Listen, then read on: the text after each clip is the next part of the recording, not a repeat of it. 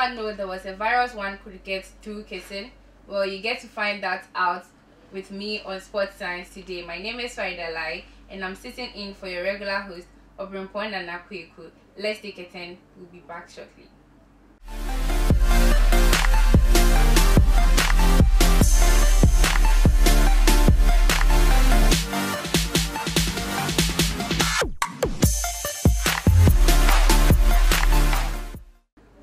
Welcome back from the break. I have with me my guest in the studio, but just before we do that, let's take a look at what mononucleosis is. That is our topic for today.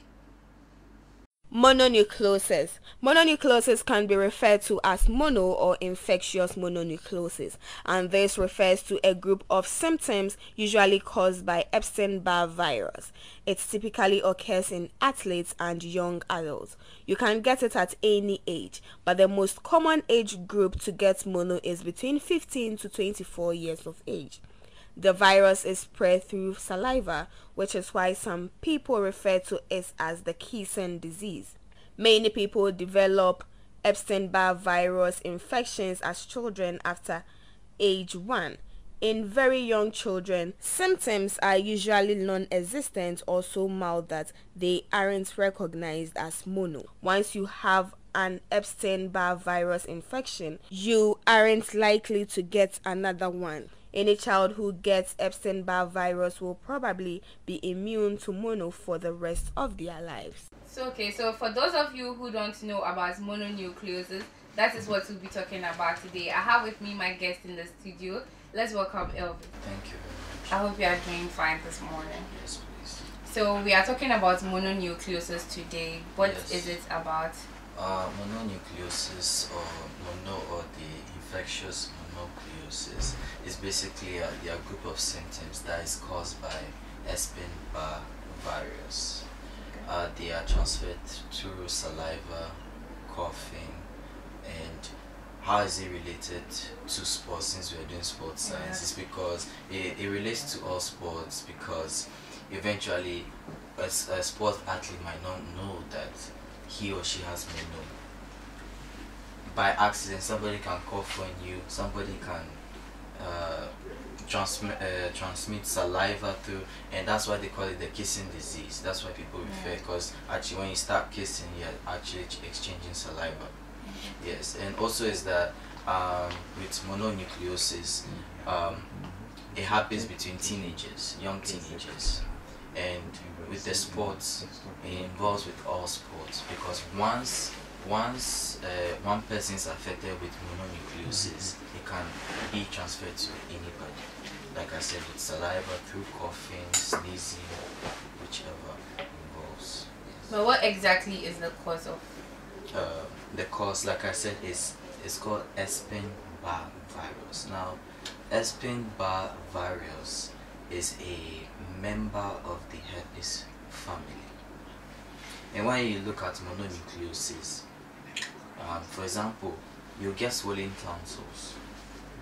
Your throat becomes swollen, your tonsils become swollen, and you see this kind of purple, or how should I say, purple or white spots, and it's white, and it's very difficult to swallow. That is one. Two, and your tonsils become so red and swollen that once you try to eat something, it becomes very painful. So it can even be transmitted through food, because if one was able to, let's say, eat a chicken, put it down, and you take it, there's a chance of you getting Now, speaking exactly on the symptoms, I would like to know if there are short-term ones and long-term ones. Ones that one could get over in the short period, or ones that last throughout. Okay. And then what's the time period in which one is supposed to see the symptoms? The symptoms, okay, the symptoms usually take 4 to 8 weeks. And most of the symptoms that you get is headache, fatigue, rashes on your skin, like this purple. You usually get this purple kind of spots. You get some purple spots, or you have some in your mouth. Okay. Also is that you get swollen tonsils, and also is that there's something called night sweat. Basically is that you while you're sleeping, you start to sweat, like the symptom of malaria. When you're having malaria, you sweat a lot, right? So that one too, you will sweat a lot, is because it's really discomfortable, and you're always in pain, because like when you eat something very cold all the time, that's how your tonsils will be. But will be more pain, because once all this part is swollen, you're having rashes, you're having headache, and you're having swollen tonsils all together. It's a lot of pain. So, is there a way it can be diagnosed? With diagnosed medically and in home remedies as well. Okay, well, with the symptoms, that's supposed to help you identify it. But if you're actually going to do a test, you will have to go do a blood test eventually, because it's a virus, and usually viruses you have to use blood tests. So that means you have to go to the lab to do the test to see if you have actually mononucleosis. And also is that with being diagnosed with it, it's going to take time. Also is that with mononucleosis, once you are diagnosed with it, sometimes some people will have to cover it with how do you call this, medical, the nose marks. Yes, so that it's not easily transferred to people. As a sporting person, within what weeks can you go back to your sporting activities? Okay. Or you can still be doing what you do whilst you are having the symptoms? With experience with people, with sport athletes who are being sick, are actually sent home, because mononucleosis is very contagious. Yes, and also is that you will, once they send you out, that means you have to be home until you get healed. Now eventually, I don't know about here, but when you're outside with the sports athletes, working with them, the organization has a specific hospital that you have to go to. You go to them, a doctor is supposed to write a note that, okay, you have this, and once you are doing the treatment and you are healed, you have to get a letter, and once you get the letter, you have to bring it to us, to the organization. And inside the organization, we have our medicals, our dermatologists, our dietitian, our physio. We are the ones that would decide if we have to accept you back, because he might be healed. Once you're healed, yes, you're gonna be weak and everything. So maybe let's say you had 4 weeks of treatment. That means in 2 weeks time you will have to come back to regain that strength. Okay. Yeah. So if you just joined in, I'm here with Elvis Asai, who is a physiotherapist, and you are live on Sports Science. Let's take a quick break. We'll be back shortly.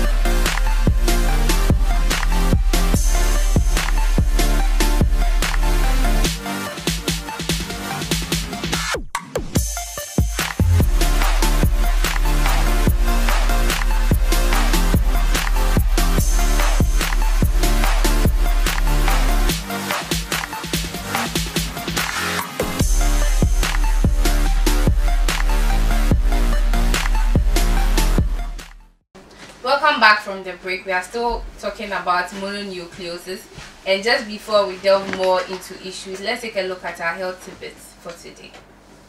Welcome to Health Tidbits on Sports Science. Most people are aware that conditions such as pregnancy and diseases like diabetes require special nutritional consideration.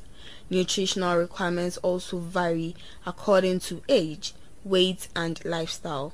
So it shouldn't come as a surprise to know that athletes too have distinctive nutritional needs.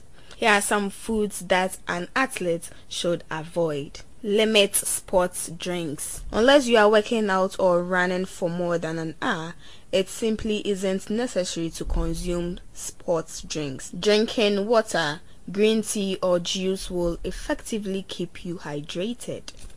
Avoid soda. Soda tops the list of high-calorie, nutrition-empty foods, with almost 10 teaspoons of sugar per 12-ounce can. Soda drinkers raise their caloric intake and may lose their appetite for healthier foods because they are full soda.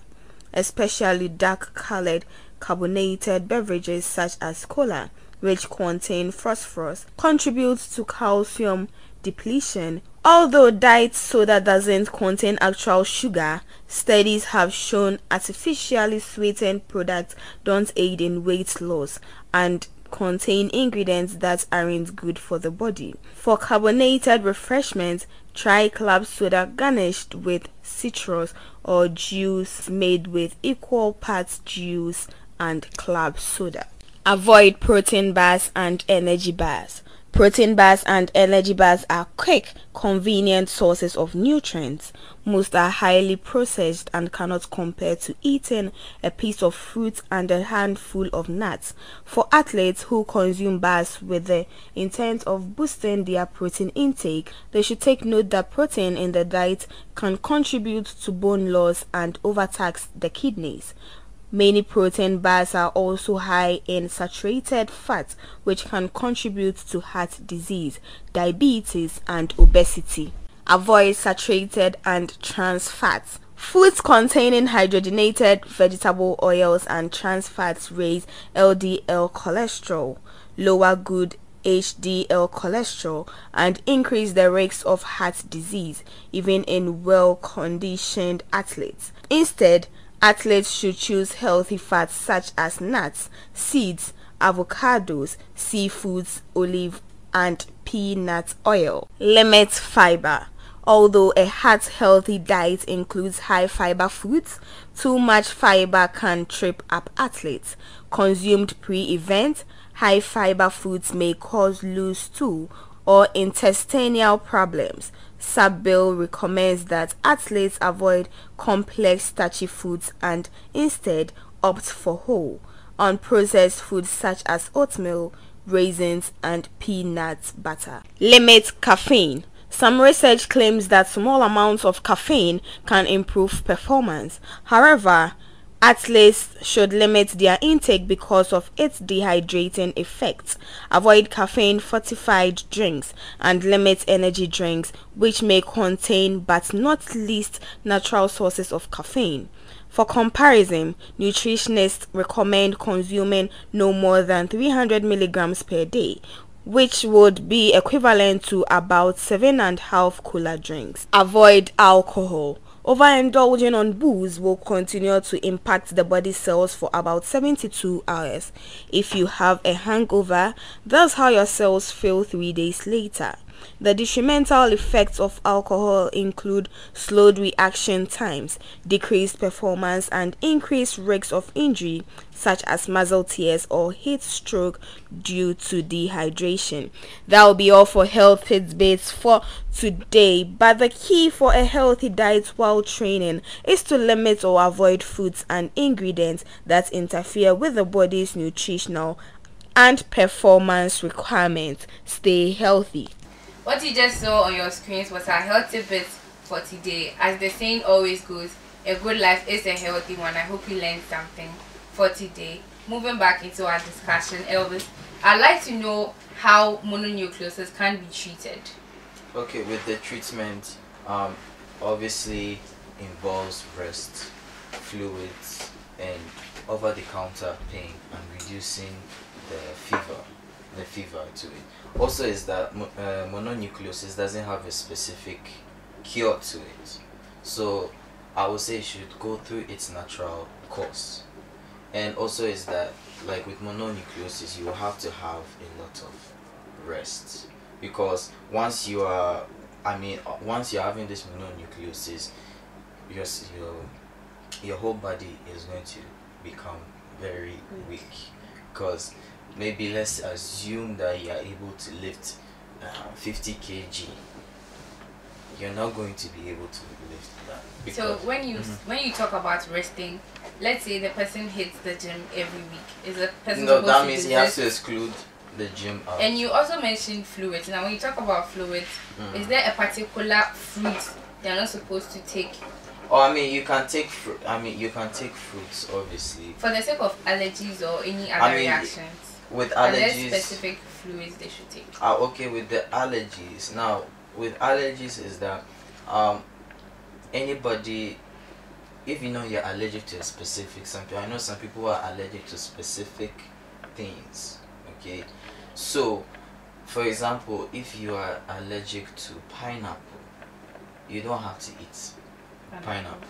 If you are allergic to anything, I know people who are allergic to chocolate, to ice cream, but obviously mononucleosis, you will not be eating ice cream because it's cold, because your tonsils are already swollen. So if you are, I know some people who are allergic to pineapple. So if you are allergic to pineapple, you don't really necessarily have to eat something that you are allergic to. You're just going to make it worse. So eat things that are you are not allergic to. So if I am allergic to pineapple and I'm okay with an apple, fine, I'll take an apple. You get me?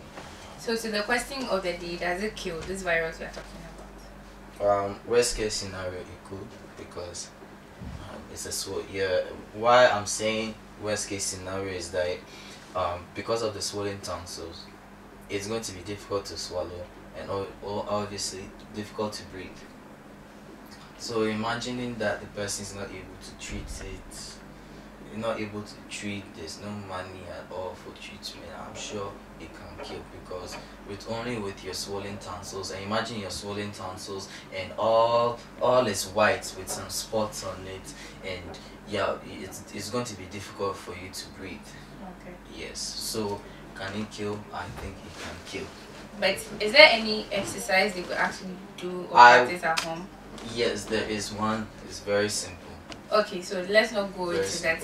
We'll take a quick break. When we get back, we'll take a look at the exercises you could practice at home to curb such a virus.